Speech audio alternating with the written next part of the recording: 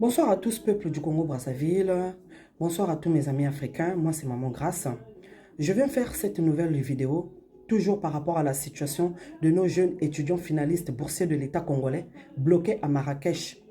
Ces étudiants, après 5 années d'études, des ingénieurs confirmés parce qu'ils ont validé les 5 années, ne sont pas en possession de leur diplôme et ne peuvent pas rentrer au Congo sans leur diplôme. Tout simplement parce que l'université privée de Marrakech a bloqué les diplômes pour non-paiement des frais académiques par l'État congolais.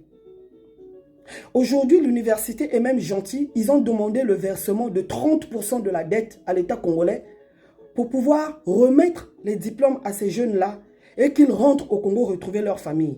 Et même ça, le gouvernement congolais ne l'entend pas.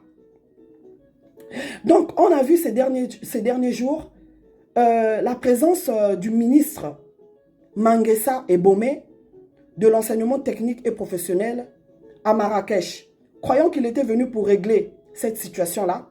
Mais il est venu en fait pour récupérer ces étudiants-là et les ramener au Congo de force sans leur diplôme. Heureusement que certains étudiants ont résisté et il y a d'autres qui ont cédé, moyennant 200 € plus 150 €, 150 € pour pouvoir préparer leur retour au Congo sans les attestations. Une fois arrivés au Congo-Brazzaville, c'est le gouvernement qui s'engage de falsifier des attestations pour ces jeunes-là. Donc je viens crier déjà à la falsification au sommet de l'État congolais. Comment l'État congolais peut cautionner ce genre de choses? Ces jeunes ont étudié pendant 5 années. Hein?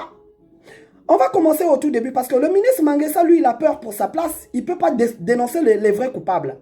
Les vrais coupables dans cette affaire-là, c'est Christelle Sassou Nguesso, le fils du tyran dictateur Sassou Nguesso, et M. Nick Fila, qui était ministre de l'enseignement à cette époque-là. C'est lui qui a envoyé toutes ces générations-là. Donc lui, pour sa place, le ministre Manguessa Eboma, il subit et il fait ce qu'on lui a demandé de faire. Et donc, du coup, on va commencer au tout début. Déjà en 2016, moi je ne comprends pas pourquoi envoyer des étudiants, plusieurs promotions dans une université privée. Je ne comprends pas. Parce que je sais que le gouvernement congolais a toujours travaillé avec des universités publiques d'État. Pourquoi aujourd'hui c'est université privée, on ne sait pas. On va commencer au tout début. Moi je pense que y a quelque chose, il y a anguille sous roche autour de cette université-là. Vous allez comprendre. En 2016, on a vu l'université privée de Marrakech gratifier un titre de docteur honoris causa à Christelle Sassou Nguesso, le fils du dictateur, soi-disant pour ses valeurs humaines et son engagement en faveur de l'éducation et de la formation qualifiante pour la jeunesse congolaise. Parce qu'il est en même temps le président de la fondation Perspective Avenir.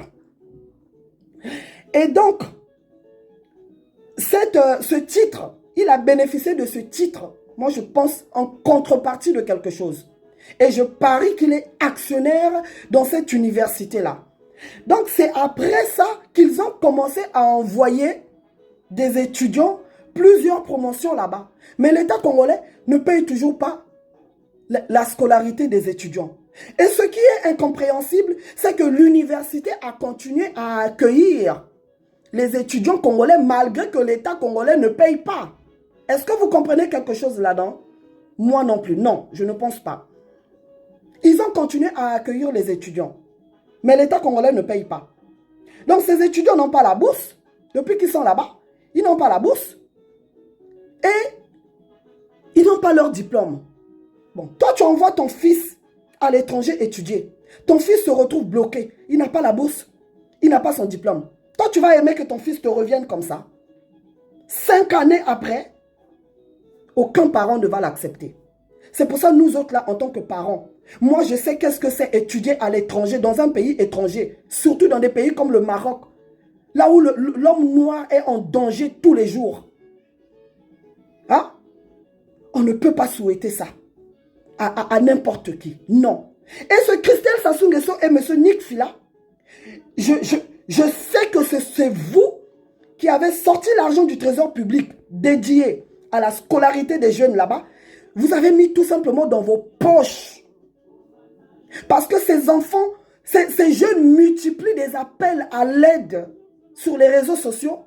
Il n'y a que vous deux, Christelle Sassou Nguesso, Nick Fila et le gouvernement congolais, il n'y a que vous qui ne voyez pas ça.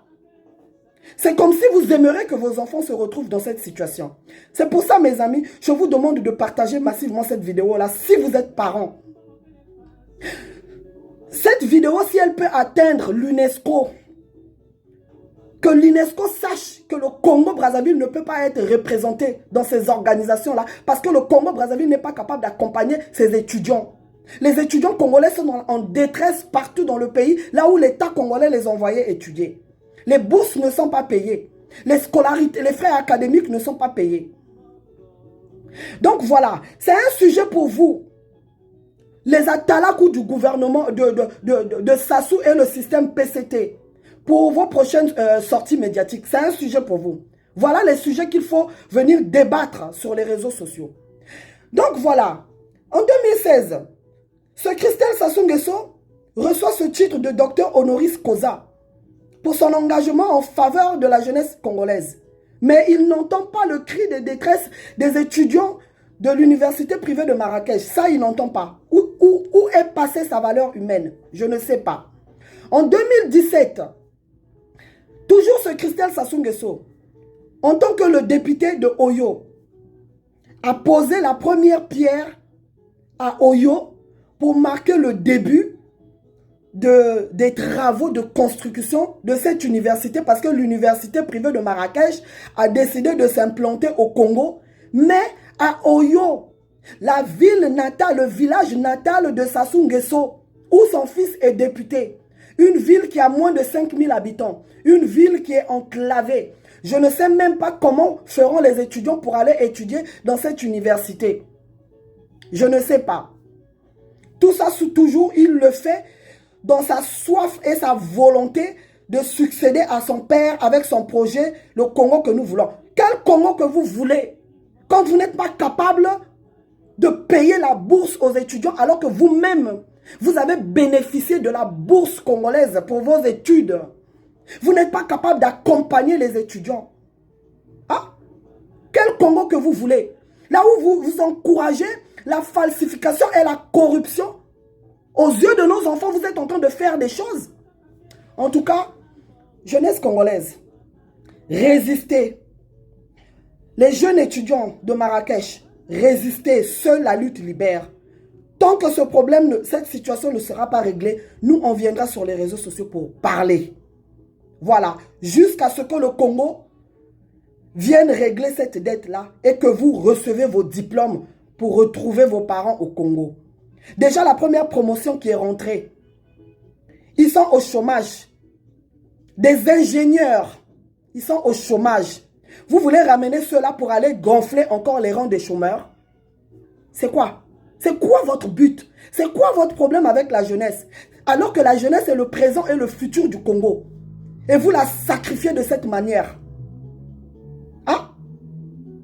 Il y a des moments où je me demande, vous avez quoi à la place du cœur? Je ne sais pas. En tout cas, seule la lutte libère les jeunes. Hein.